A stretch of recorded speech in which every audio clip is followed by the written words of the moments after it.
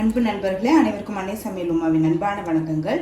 இன்னைக்கு அன்னை சமையலில் பார்க்க போகிறது சப்பாத்திக்கு சூப்பரான சைட் டிஷ்ங்க.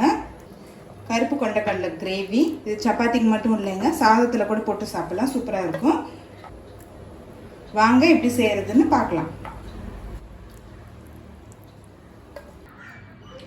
கருப்பு கொண்டக்கடலை 8 மணி நேரம் ஊற வச்சு எடுத்து வச்சுருக்கேங்க. இப்போ இதை வேக வச்சுக்கலாம். ஒரு பட்டை, ஒரு லவங்கம், ஒரு ஏலக்காய், ஒரு கருப்பு ஏலக்காய், 4 பல் பூண்டு, கொஞ்சம் உப்பு, தேவையான அளவு தண்ணி. இப்போ மூடி போட்டு குக்கர்லேருந்து 8 விசில் வந்தானே இறக்கி வச்சிடலாங்க.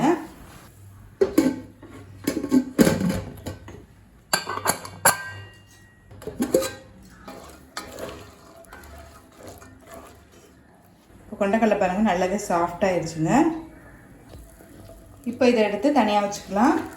கடாயில் தேவையான அளவு எண்ணெய், 1 டீஸ்பூன் சோம்பு, ஒரு பிரியாணி இலை. அடுத்தது 2 வெங்காயத்தை சேர்த்துக்கலாங்க.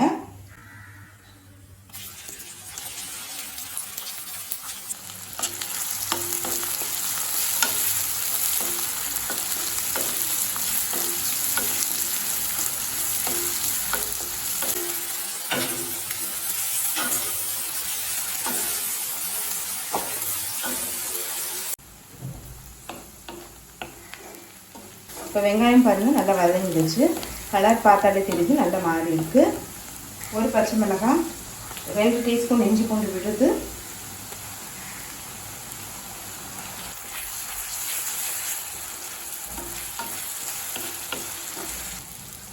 கால் டீஸ்பூன் மஞ்சள் தூள், 3 டீஸ்பூன் மிளகாய் தூள், 1 டீஸ்பூன் தனியாத்தூள், 1 டீஸ்பூன் சோலை மசாலா.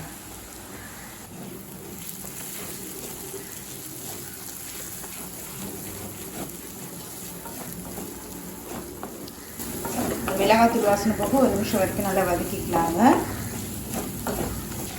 இப்போ மிளகாத்தூள் வாசனை போக 1 நிமிஷம் வரைக்கும் நல்லா வதக்கியாச்சுங்க. எண்ணெய் பாருங்கள் நல்லா பிரிஞ்சு வந்துடுச்சு. இப்போ 2 தக்காளியும் மிக்சியில் நைஸாக அரைச்சி சேர்த்துக்கலாம்.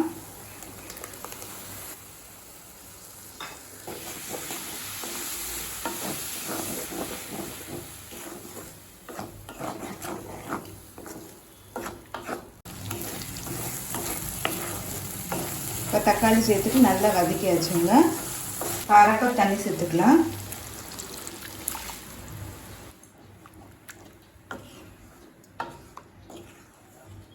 தேவையான அளவு உப்பு.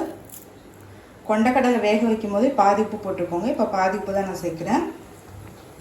இப்போ வேக வச்சு கொண்டக்கடலை இது கூடவே சேர்த்துக்கலாங்க. தண்ணியை வேஸ்ட் பண்ண வேணாம், இதிலே சேர்த்துடலாம்.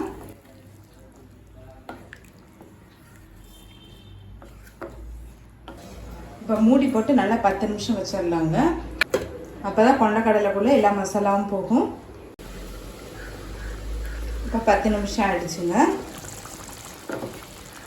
மசாலா பாருங்கள் நல்லாவே திக்காகிடுச்சு. கொஞ்சம் கொத்தமல்லி,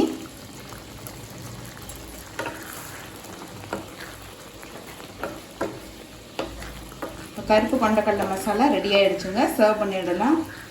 இப்போ சுவையான கருப்பு கொண்டக்கடலை மசாலா ரெடி ஆகிடுச்சு. ரெசிபியை ட்ரை பண்ணி பாருங்கள், கண்டிப்பாக உங்களுக்கே பிடிக்கும். ரெசிபி பிடிச்சிருந்ததுன்னா வீடியோவை லைக் பண்ணுங்கள், கமெண்ட் பண்ணுங்கள், ஷேர் பண்ணுங்கள். இது வரைக்கும் அன்னை சமையல் சேனலை சப்ஸ்கிரைப் பண்ணாதவங்க சப்ஸ்கிரைப் பண்ணுங்கள். தேங்க்யூ.